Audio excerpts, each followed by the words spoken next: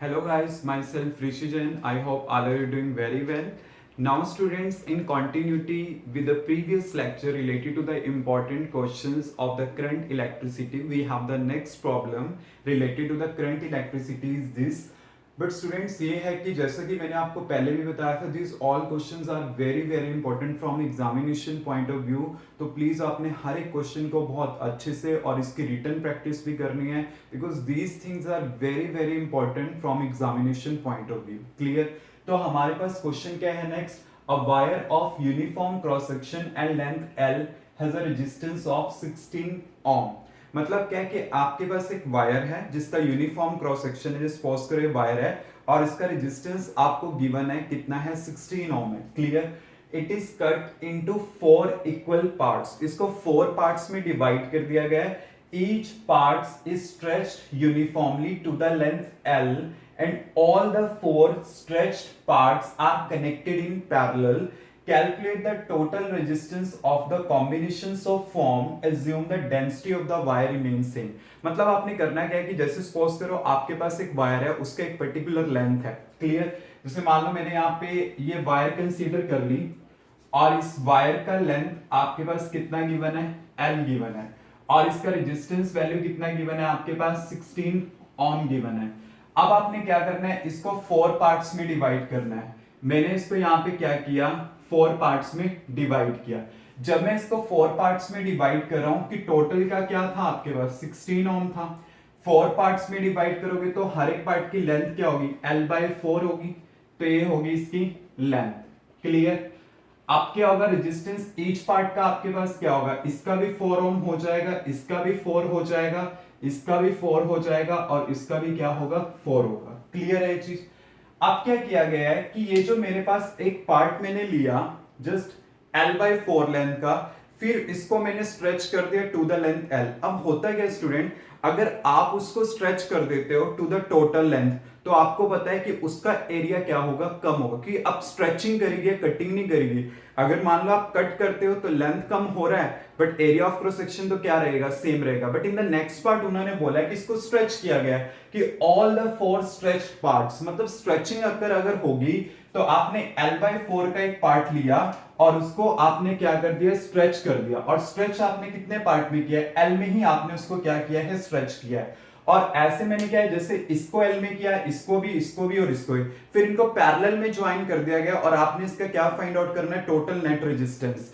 तो वो देखिए कि आप कैसे फाइंड आउट करोगे। देखिए सबसे पहले आपके पास क्या है कि मैं मान लेता हूं R रेजिस्टेंस है, तब लेंथ L थी, एरिया A था, तो उस टाइम मेरे पास टोटल रेजिस्टेंस कितना था, 16 ओम था। Clear? In the next part आपके पास रेजिस्टेंस में मान लेता हूं late it B R dash, वो कितना होगा आपके पास कि मतलब जब लेंथ को 4 से डिवाइड कर दिया, एरिया तो सेम ही था, तब रेजिस्टेंस कितना था आपके पास, 4 ohm. Clear? In the next situation क्या किया गया, जस्ट एक पार्ट लिया गया और उसका मैंने पता करना है कि एक पार्ट का रेजिस्टेंस क्या होगा। अब उस एक पार्ट का रेजिस्टेंस क्या होगा, मतलब resistance of the part of length L after stretching. ये चीज आपको अंडरस्टैंड होनी चाहिए कि मतलब है तो उसका 4 ही, आपने जब उसको स्ट्रेच कर दिया आफ्टर द स्ट्रेचिंग इसका रेजिस्टेंस क्या आएगा। लेट इट बी कि मैं उसे मान लेता हूं कि मेरे पास वो R1 है, तो उसमें आपके पास रेजिस्टिविटी तो क्या रहेगी, सेम रहेगी। अब लेंथ को कितना किया गया है, जो L/4 थी उसको कितना कर दिया गया, 4 टाइम बढ़ा दिया, क्योंकि L/4 को अगर मैंने यहां तक लाना तो मुझे 4 टाइम्स इंक्रीज करना पड़ेगा। मतलब L/4 वाली लेंथ को आपने 4 टाइम तक बढ़ाया ताकि वो L बन जाए। तो अगर आपने उसे 4 टाइम बढ़ाया तो उसका एरिया भी क्या होगा, 4 टाइम डिक्रीज हो जाएगा। तो आपके पास यहां पे कैंसिल आउट हो गया, तो ये क्या आ जाएगा, 4 टाइम्स रो L/A। क्लियर? अब रो L/A का वैल्यू आपके पास कितना है, ये वाला 16 है, आप यहां पे पुट कर दो 4 इंटू 16, ये कितना आ जाएगा, 64 4 ओम। मतलब एक पार्ट का आफ्टर द स्ट्रेचिंग कितना रेजिस्टेंस आया 64 ओम। और ऐसे इसका भी 64 होगा, इसका भी 64 और इसका भी 64। फिर इनको कैसे कनेक्ट किया गया? पैरेलल में कनेक्ट किया गया। अगर मैं इनको पैरेलल में कनेक्ट कर देता हूं फिर आपके पास क्या आएगा 1 upon RP 1 upon 64 plus 1 upon 64 plus 1 upon 64 plus 1 upon 64। तो आपके पास क्या आ जाएगा 4/64। तो यहां पे क्या आ जाएगा 1 अपॉन 16। तो आपके पास यहां से जो मेरे पास वैल्यू आएगी किसकी आरपी की, तो वो कितनी आ जाएगी 16 ओम आ जाएगी। क्लियर? तो मतलब क्या है कि जब आपके पास ये पैरेलल में कनेक्ट हो जाएंगे देन टोटल कॉम्बिनेशन का क्या आएगा आपके पास ये वाला वैल्यू आएगा। बट ये चीज तभी पॉसिबल है ना कि जब डेंसिटी क्या रहेगी सेम, और डेंसिटी सेम रहेगी क्योंकि देखो बेसिकली जो इसकी ऑक्यूपेंसी होती है, जो नंबर ऑफ एटम्स उसके अंदर होंगे वो तो सेम ही रहेंगे, चाहे आप उसको जितना मर्जी स्ट्रेच करो चाहे ना करो, नंबर ऑफ एटम तो कांस्टेंट ही रहेंगे, तो उसकी डेंसिटी तो क्या रहेगी सेम रहेगी। तो आपने इस चीज को अच्छे से अंडरस्टैंड करना। ओरिजिनल का ये था L/4 किया बाय सिंपल कटिंग, तब एरिया चेंज नहीं हुआ। बट जब एरिया भी चेंज किया गया ऑफ द लेंथ L/4 का, तो मेरे पास ये रेजिस्टेंस आ गया। उन 4 पार्ट्स को मैंने पैरेलल में कनेक्ट किया, देन मेरे पास नेट रेजिस्टेंस क्या आएगा 16 ohm. Clear students? Any doubt?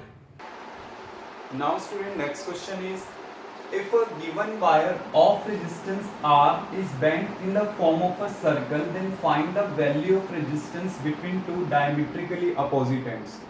आपने बेसिकली क्या करना है अकॉर्डिंग टू द क्वेश्चन कि आपने एक वायर को क्या करना है सर्कल की फॉर्म में बेंड करना है। क्लियर? जैसे मान लो एक वायर है जिसका रेजिस्टेंस R था, मैंने उसे क्या कर दिया एक सर्कल की फॉर्म में बेंड कर दिया इस टाइप से। क्लियर? आपने क्या करना है यहां पे रेजिस्टेंस पता करना है between two diametrically opposite ends. वो एंड ये और ये भी हो सकते हैं, ये भी हो सकते हैं, ये भी हो सकते हैं, किसी भी टाइप से हो सकते हैं। मैं मान लेता हूं वो डायमेट्रिकली अपोजिट एंड्स ये हैं और एक ये है, let it be A and B. ठीक है? आपके पास टोटल इसका रेजिस्टेंस R था, तो अगर मैंने इसको डायमीटर के अबाउट अगर मैं देखूं तो ये दो पार्ट्स में डिवाइड हो जाती है। तो इस पार्ट का रेजिस्टेंस क्या होगा R/2 और इसका रेजिस्टेंस क्या होगा R/2। जिसे मान लीजिए करंट यहां से एंटर करता है एंड देन वो यहां पे क्या होता है दो पार्ट्स में डिवाइड हो जाता है। तो अगर करंट यहां पे डिवाइड हो रहा है तो इसका मतलब क्या है कि ये दोनों पार्ट्स क्या हुए पैरेलल में अटैच हुए। तो पैरेलल में आप रेजिस्टेंस को कैसे कैलकुलेट करते हो 1 upon RP equal to 1 upon R1 plus 1 upon R2। तो आपके पास क्या है एक का वैल्यू कितना है R/2 और दूसरे का वैल्यू भी कितना है R/2। तो आपके पास क्या आ जाएगा 2/R प्लस 2/R, तो ये कितना आ जाएगा 4/R। तो 1 अपॉन आरपी है, तो इससे हमारे पास आंसर क्या आएगा इसका आरपी इक्वल टू R/4।